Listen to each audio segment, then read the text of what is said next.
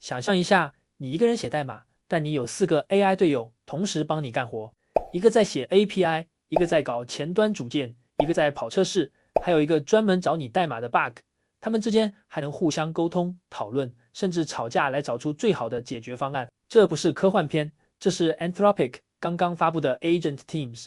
本月初 ，Claude 發布了 Opus 4.6，同時帶來了一個殺手級功能 Agent Teams。這個功能有多狠 ？Anthropic 自己用16個 AI Agent 組成團隊，從零寫了一個10萬行的 C 編譯器，能編譯 Linux 內核，花了2萬美金，但真的做出來了。今天這個視頻，我會從零開始教你怎麼設置、怎麼用、什麼時候該用，就算你完全沒碰過也能跟上。準備好了嗎？我們開始。那我們在講 Agent Teams 之前，我先快速解釋一下 Claude Code。你可能用過 ChatGPT、Gemini 或者網頁版的 Claude， 對吧？你貼代碼進去，它幫你改，然後你再複製回來，這很麻煩。Claude Code 不一樣，它直接住在你的終端機裡面，它可以讀你的文件，寫你的文件，跑命令，做 Git 操作，它直接在你的項目裡面幹活，這就是所謂的 Agentic， 有自主行動能力的 AI。那 Agent Teams 又是什麼？那 Claude Code 的一個 AI 已經很強了，但它有個問題，它是一個人在幹活，一次只能做一件事。你叫它重構認證模塊，它得先看代碼，再改 API， 再改前端，再寫測試，一步一步來，中間你得一直等。現在 Agent Teams 打破了這個限制，你現在可以叫 Claude 組一個團隊，一個主管負責分工和協調，多個隊員各自負責不同的任務，他們有各自獨立的記憶空間。重點來了，他們可以互相溝通，這跟以前的 Sub Agent 不一樣。Sub Agent 像是你派出去的小弟，做完事回來報告，小弟之間不能講話。但 Agent Teams 的隊員們可以互相討論，挑戰彼此的想法，一起找出最好的答案。在動手之前，你需要準備2樣東西。去 Claude.ai 註冊一個賬號。如果你已經在用網頁版 Claude， 那你已經有了。這邊要注意 ，Claude Code 不是免費的，你需要以下其中一種 ：Claude Pro 訂閱，每月20美金，最簡單的方式 ；Claude Max 訂閱，每月100或200美金，額度更高。API Credits， 如果你是開發者，也可以用 API 付費方式。沒有付費的話， Claude Code 跑不起來。第一次啟動 Claude Code 的時候，它會跳出一個瀏覽器視窗，要你登入授權，照着畫面操作就好，很直觀。Claude Code 需要 Node.js 來跑，而且版本要18以上，這點很重要。先檢查你電腦有沒有裝，版本夠不夠。如果顯示版本高於18，你可以跳過這一步。如果顯示版本太舊，或者根本沒裝，也可以輸入命令進行安裝。如果你用 Windows， 我強烈建議先裝 WSL2。為什麼呢？因為 Claude Code 和很多開發工具在 Linux 環境下跑得比較順，很多指令也是 Linux 風格的。安裝方法很簡單，以系統管理員身份打開 PowerShell， 輸入 WSL install， 裝完記得重啟系統，它會幫你裝好烏班圖。重新開機後，打開開始菜單，找到烏班圖並啟動它。第一次會要你設定用戶名和密碼，設定完以後會自動登錄系統，在終端裡輸入命令來安裝 Node.js， 裝完後確認一下，看到 V20 就成功了。之後你就在這個烏班圖終端裡操作，跟 Mac 用戶一樣了。完成 Node 的安裝後，下一步開始安裝 Claude Code。你可以用這個命令來安裝，裝完同樣需要驗證一下，使用 Claude Version 來檢查結果。看到版本號是大於 2.1.29 就 OK。Agent Teams 是在這個版本之後加入的。那現在我們來第一次啟動 Claude Code， 在終端輸入 Claude， 啟動它。第一次跑的時候，它會跳出瀏覽器視窗，要你登入 Anthropic 賬號，並且授權 Claude Code 存取你的賬號，照着畫面點就好。授權完回到終端機，顯示 Claude Code 已經準備好了。下一步啟用 Agent Teams， 這一步最重要。Agent Teams 默認是關閉的，因為它還在實驗階段，你得手動打開。我用 Cursor 來編輯我的設定檔，打開以後，在檔案最下面一行增加這段內容，然後保存。存檔後，回到終端機，使用 source 命令來重新載入設定檔，讓剛才加的環境變量立刻生效。那我們怎麼確認 Agent Teams 有啟用成功呢？方法很簡單，新開一個終端機視窗，進入任意一個目錄，啟動 Claude Code， 然後輸入這句話。如果 Claude 開始創建團隊、生成隊員，就代表 Agent Teams 啟用成功了。如果他說不支援或完全沒反應，請檢查一下環境變量有沒有打對，特別注意 experimental 的拼寫，有沒有執行 source 命令重新加載環境變量。實在沒辦法，就關掉終端機再重試一次。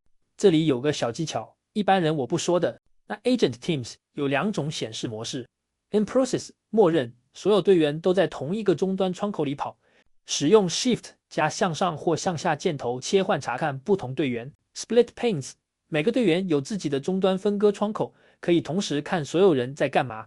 Split Panes 比較直觀，但需要裝 TMUX， 可以使用 Brew 來進行安裝。安裝成功後，先啟動 Tmux Session， 再啟動 Claude， 這樣 Claude 就會以 Split Panes 的模式進行顯示。我們來看一個示例，同樣讓 Claude 創建2個 Agent， 然後互相對話。通過這個示例，可以幫助你更好地理解顯示模式的功能。那好，前面的內容都是鋪墊，下面我們進入實際操作的階段。這段代碼故意藏了一些問題，等等讓 AI 團隊來找。現在啟動 Claude Code， 然後請他創建一個 Agent Team 來分析 Calculator 這個文件。3個隊員分別從不同角度檢查。第一個隊員找出代碼裡的 bug， 第二個隊員檢查有沒有邊界情況 ，edge cases 沒處理好。第三個隊員建議怎麼寫單元測試，讓他們討論後給我一個匯總報告。你會看到 Claude 開始創建團隊，分配任務。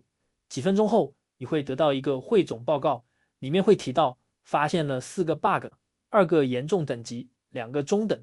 在未處理的邊界情況中，還提到了高危邊界場景舉例，同時還設計了16個測試用例，最後還給出了修復優先級建議。這就是 Agent Teams 的威力，3個角度同時看，比一個人漏掉的東西少很多。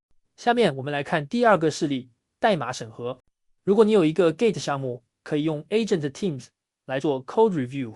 這一次，我們讓 Claude 來審核最近一次 commit 的代碼變更，創建一個 Agent Team。